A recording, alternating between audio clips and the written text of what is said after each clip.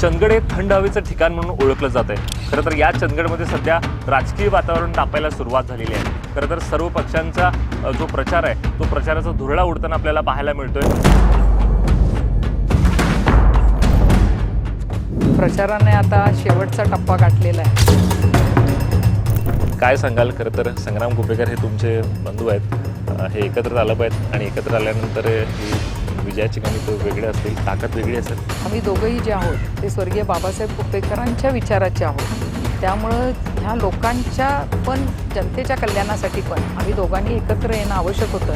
पण दुर्दैवानं त्यांनी तसा निर्णय घेतला नाही, पण पुढील येणाऱ्या काळात त्यांनी तो निर्णय घेतला तर आम्ही त्यांचं नक्कीच स्वागत करू। अजून 8 दिवस आहेत, काय अशी हालचाली होणार आहेत का त्यांना एकत्र आणण्यासाठी? आमच्याकडून the doors are open, it is never too late for anything. ते काही एका वृत्तवाहिनीशी बोलताना म्हणाले की ताईंच्या शब्दापुढे मी नाही आहे, तुम्ही हाक द्या। ताई येणार एवढं नक्की, लीड जनता ठरवेल। चंदगड हे थंड हवेचं ठिकाण म्हणून ओळखलं जात आहे।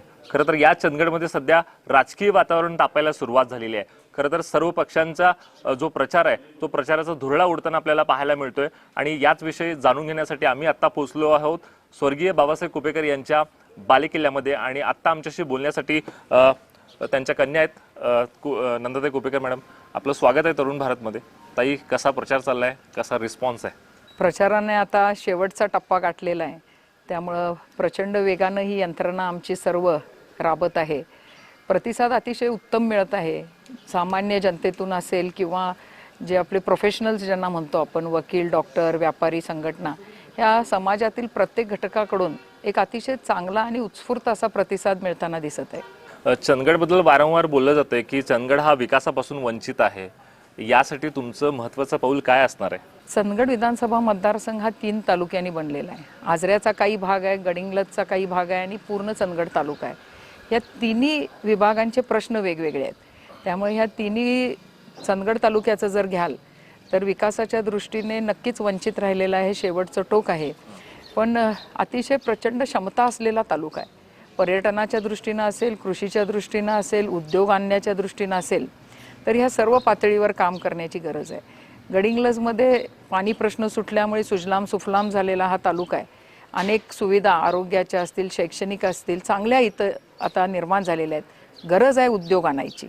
इथला आजरा असेल, गडिंग्लज असेल, इथल्या तरुणांच्या आणि तरुणींच्या हाताला उद्योग देणं आणि कृषीवर जास्ती काम करून इथं कृषी कशी अजून आधुनिकीकरण करेल ह्याच्यावर भर राहणार आहे।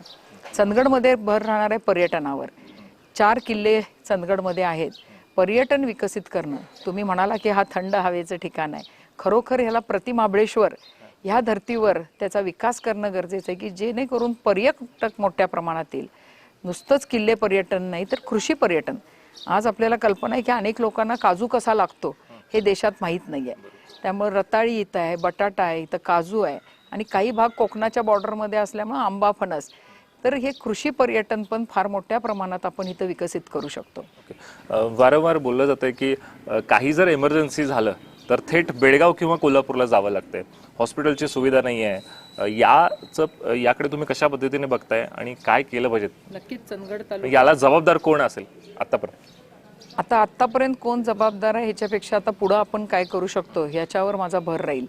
ह्यावर नक्कीच स्वर्गीय कुपेकर साहेब असताना पाटणे फाट्यावर एक 100 खाटांचं ट्रॉमा केअर सेंटर आणण्याचं काम त्यांनी केलं होतं। त्याला मंजुरी मिळाली, आईसाहेबांच्या काळात त्याला बजेट लागून आम्ही घेतलं, त्याच्यासाठी 2.5 एकर जागाही मिळवून दिली MIDC मध्ये। पण दुर्दैवानं ह्या 5 वर्षात लोकप्रतिनिधींचं ह्याच्याकडं अशा अनेक ज्या मूलभूत सुविधा या सगळ्याकडेच दुर्लक्ष झालेलं आहे। त्याच्यापैकी हे पाटणे फाट्याचं ट्रॉमा केअर एक सेंटर म्हणता येईल। तर हे ट्रॉमा केअर सेंटर नसल्यामुळे आणि रस्त्यांची दुर्दशा झाल्यामुळे, एक उदाहरण मी तुम्हाला देईन की बेळगाव वेंगुर्ला हायवे जर तुम्ही गेला असाल, म्हणजे आम्ही आता तिथूनच आलो, तर त्या रस्त्याची दयनीय अवस्था, अतिशय दयनीय अवस्था आहे। तो रस्त्याचं चौपदरीकरण करणं गरजेचं आहे। येण्या जाण्याचा मार्ग आहे, म्हणजे पेशंट पण सगळे आपले त्या मार्गाने जातात। तर पाटणे फाट्याचं जर ट्रॉमा केअर सेंटर असतं, गेल्या वर्षात 32 मृत्यूमुखी पडलेले आहेत। ॲक्सिडेंट्स तर असंख्य झालेले आहेत, पण मृत्यूमुखी 32 मुलं पडलेली आहेत तिथं। ही अतिशय गांभीर्यानं घेण्याची घटना आहे। जर पाटणे फाट्याचं ट्रॉमा केअर सेंटर चालू असतं तर नक्कीच काही जीव वाचू शकले असते. तर प्राधान्यानं ट्रॉमा केअर सेंटर चालू झालं पाहिजे. आणि ज्या धर्तीवर गडिंग्लजमध्ये 100 खाटांचं हॉस्पिटल आहे, जिथं हजारो रुग्ण एकही पैसा न भरता ट्रीटमेंट घेतात, तसं चंदगडचं आपल्या हक्काचं एक हॉस्पिटल 100 खाटाचं असणं, की विशेषतः माता शिशु यांची काळजी घेणारं, आणि कॅन्सर सेंटर, आज घराघरात कॅन्सरचे पेशंट आहेत. तर ही आरोग्य सुविधा चंदगडमध्ये आणणं हे अतिशय आता प्राधान्यानं करायच्या गोष्टी आहेत. ताई, एव्हीएच प्रकरणात तुम्ही बरेच ॲक्टिव्ह होतात, रस्त्यावर उतरलात, त्यामध्ये तुम्हाला जेलही झाली. काय प्रकरण होतं ते? एव्हीएच हे कोल्टार डिस्टिलेशन इंडस्ट्री होती. अतिशय रेड झोन म्हणजे अतिशय प्रदूषणकारी आणि क्लास 1 कार्सिनोजेन ज्याला आपण म्हणतो, की 100% कॅन्सर होणार अशा प्रकारची ही इंडस्ट्री. तुम्ही ज्याप्रमाणे म्हटलं, अतिशय निसर्गरम्य तालुका, तर इथलं पर्यावरण नष्ट झालं असतं, पाणी प्रदूषित झालं असतं आणि लोकांचं जीवन धोक्यात आलं असतं. नुसतं लोकांचं नाही, तर स्त्रीच्या गर्भात असलेल्या मुलावरही त्याचा परिणाम झाला होता. अतिशय असा हा जो विनाशकारीच हा शब्द त्याला योग्य ठरेल, हा प्रोजेक्ट आल्यावर एक डॉक्टर म्हणून, नुसतं लोकप्रतिनिधी म्हणून नाही, पण एक डॉक्टर म्हणून पण मला समजत होतं की ह्याच्यामुळे काय काय आजार होऊ शकतात किंवा ह्याचा परिणाम किती वाईट होऊ शकतो. त्यामुळं आम्ही सर्व प्रकारच्या लढाया केल्या त्याच्यासाठी. न्यायालयीन लढाया केल्या, शासनाच्या पातळीवर लढाया केल्या, रस्त्यावर उतरून आंदोलनं केली आणि 3 वर्ष ह्या लढाईला आम्हाला यश आलं. आणि हा देशातला एकमेव उदाहरण आहे की 200 कोटीचा चालू झालेला प्रकल्प हद्दपार करण्याचं काम हे चंदगडच्या जनतेनं त्यावेळी माझ्या सोबतीनं केलं होतं. सध्या ताई, महाविकास आघाडीमध्ये बराच दुरावा निर्माण झाला आहे. त्या सर्व नेत्यांना एकत्रित करण्यासाठी तुमचं पाऊल काय असेल? आमच्या स्तरावर म्हटलात तर शिवसेनेचे उद्धव ठाकरे साहेब आले होते परवा. त्यांनी आम्हाला सर्व उमेदवारांना घेऊन त्यांच्या सर्व कार्यकर्त्यांना आव्हान केलेलं आहे की हा माझाच उमेदवार आहे असं समजून या उमेदवाराच्या पाठीशी राहा. त्यामुळे शिवसेना आता बऱ्यापैकी आता समन्वय साधलेला आहे आमच्याशी. राहता राहिला काँग्रेसचा प्रश्न. आम्ही वाट बघतोय की आदरणीय बट्टी पाटील साहेब आमच्या तालुक्यात ह्या मतदारसंघात येतील. आणि आता जवळजवळ 50% झाला आहे असं म्हणायला हरकत नाही काँग्रेसशी, पण अजून 50% कार्यकर्ते अजून आमच्या प्रचारात कार्यरत नाही. आणि त्यांना कार्यरत करण्याची जबाबदारी आणि क्षमता फक्त आमदार सतेज पाटील यांच्यात आहे. त्यामुळे आम्ही ते येण्याची वाट बघतोय. तुम्ही वेल एज्युकेटेड उमेदवार आहात, त्यासाठी या पूर्ण मतदारसंघात रोजगाराची कुठेतरी कमी जाणवते. इथले सर्व जे मुलं मुली आहेत ते पुणे मुंबई इकडे जातात. त्यासाठी काय तुमचं पाऊल असेल? आपल्याला उद्योग निर्मिती नक्कीच करायची आहे, पण ही ग्रीन झोनमध्ये येणारे उद्योग आपल्याला आणायचे आहेत. कृषीवर आधारित उद्योग. मी तुम्हाला सांगेल की काजूचं बोंड जे असतं आपलं, ज्याला मुर्टा म्हणतो, त्याच्या डिस्टिलेशनची परवानगी सिंधुदुर्ग जिल्ह्यात आहे, पण कोल्हापूर जिल्ह्यात नाही आहे. ती जर डिस्टिलेशनची परवानगी इथं मिळाली तर काजू उद्योग ह्याला अजून चालना मिळेल. आणि ह्या डिस्टिलेशनमुळे 1000-1500 मुलांना तर नक्की इथं नोकऱ्या मिळतील. आज आपल्याकडे रताळा बटाटा मोठ्या प्रमाणात होते. तुम्हाला माहिती आहे की रताळ्याचे चिप्स आता हार्टसाठी पण चांगले, असं सगळीकडे जगात आम्ही डॉक्टर म्हणून सांगतोय. तर ह्या रताळा बटाट्यावर प्रक्रिया करणारा उद्योग जर इथं आला तर नक्कीच अजून 1000-1500 मुलांच्या तरुणांना इथं नोकरी मिळू शकते. पर्यटन, चंदगडमध्ये पर्यटक येतोय नाही असं नाही, पण थांबत नाही, कारण इथं खाण्यापिण्याची राहण्याच्या चांगल्या व्यवस्था नाही. जर हॉटेल इंडस्ट्री आपण इथं आणू शकलो, एक 10-15 अगदी चांगल्या क्वालिटीचे हॉटेल्स जर इथं आले, ज्याची म्हणजे खूप क्षमता आहे चंदगडमध्ये ह्याची, तर ते जर आले तर अजून 1000-1500 मुलांच्या हाताला नोकऱ्या मिळू शकतील. We are well connected. एका बाजूला मोपा एअरपोर्ट आहे, बेळगाव एअरपोर्ट आहे, कोल्हापूर एअरपोर्ट आहे. तर गडिंग्लजमधली औद्योगिक वसाहत पण आज रिकामी आहे, चंदगडमधली रिकामी आहे. तर हे सगळे उद्योग, टेक्स्टाईल पार्क आज कर्नाटकात होतात आहे. आमच्या अगदी बॉर्डरला लागून 1 किलोमीटरवर प्रचंड टेक्स्टाईल पार्क आहे, जिथं 3500 नोकऱ्या आहेत. असाच एखादा टेक्स्टाईल पार्क जर गडिंग्लज MIDC मध्ये आला, IT इंडस्ट्री येऊ शकते. म्हणजे खूप करायची इच्छा आहे. ह्या सगळे उद्योग आणण्यासाठी त्याचा पाठपुरावा करून उद्योजकांना आणून, MIDCच्या बऱ्याच जागा उद्योजकांनी घेऊन ठेवलेल्या आहेत, पण ते उद्योग चालू झालेले नाहीत. त्या प्रत्येक उद्योजकाला भेटणं, त्याला काय अडचणी आहेत, काय समस्या आहे ते समजावून घेऊन त्याचा पाठपुरावा करून त्यांना मदत करून ती इंडस्ट्री आणणे, अशा अनेक मार्गाने आपण उद्योग ह्या मतदारसंघात आणू शकतो. महायुतीने लाडकी बहीण योजना ही सुरू केली, तुमचा अजेंडा काय असेल? स्वागत आहे.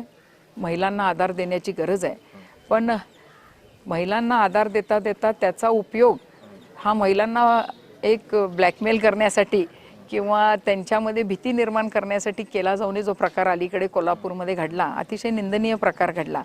त्यामुळं महिलांना आधार देण्याची गरज आहे आणि आमच्या महाविकास आघाडीचा जाहीरनामा जर तुम्ही बघितला असेल तर महिलांना 3,000 रुपयेपर्यंतचे एक सपोर्ट देण्याचं आम्ही आश्वासन दिलेलं आहे आणि जे आमचं सरकार आल्यावर आम्ही नक्कीच पूर्ण करू. खरं तर राज्यात असं म्हटलं जातं की एकत्र ठाकरे बंधू एकत्र आले पाहिजेत आणि चंदगडमध्ये कुपेकर बंधू एकत्र आले पाहिजेत. काय सांगाल? खरं तर संग्राम कुपेकर हे तुमचे बंधू आहेत, हे एकत्र आलं पाहिजेत आणि एकत्र आल्यानंतर ही विजयाची गणित वेगळे असतील, ताकद वेगळी असेल. नुसतं राजकारणापुरतं नव्हे, माझी अतिशय प्रामाणिक इच्छा ह्यावेळी होती की घरातले किंवा आमच्यामधले जे मतभेद आहेत ते वैचारिकच आहेत, असं काय आमचं कशा दुसऱ्या प्रॉपर्टीवरून वगैरे वाद नाही आहे. तर ते मतभेद मिटावेत, हे कुटुंब एकत्र आणावं. शेवटी आम्ही दोघंही जे आहोत ते स्वर्गीय बाबासाहेब कुपेकरांच्या विचाराचे आहोत. त्यामुळं ह्या लोकांच्या पण जनतेच्या कल्याणासाठी पण आम्ही दोघांनी एकत्र येणं आवश्यक होतं. पण दुर्दैवानं त्यांनी तसा निर्णय घेतला नाही. पण पुढील येणाऱ्या काळात त्यांनी तो निर्णय घेतला तर आम्ही त्यांचं नक्कीच स्वागत करू.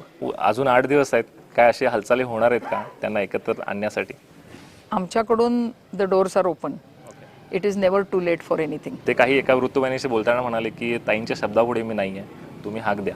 वारंवार हाक दिलेली आहे आणि आज तुमच्या ह्या प्लॅटफॉर्मवरून पुन्हा एकदा हाक देईन मी त्यांना की अजून वेळ गेलेली नाही आहे. अजूनही आपण एकत्र येऊ शकतो. पुन्हा ही संघटना जी स्वर्गीय कुपेकर साहेबांनी उभी केलेली आहे ती, तुम्हीही त्या संघटनेचे भाग आहात, तुम्हीही त्याच्यातून मोठे झालात. माझ्यापेक्षा जास्ती अनुभव तुम्हाला आहे या क्षेत्रातला. तुम्ही आणि मी जर एकत्र झालो तर ह्या मतदारसंघात आपली ताकद फार मोठी होऊ शकते आणि आपण चांगल्या प्रकारे येणाऱ्या भविष्यात काम करू शकतो.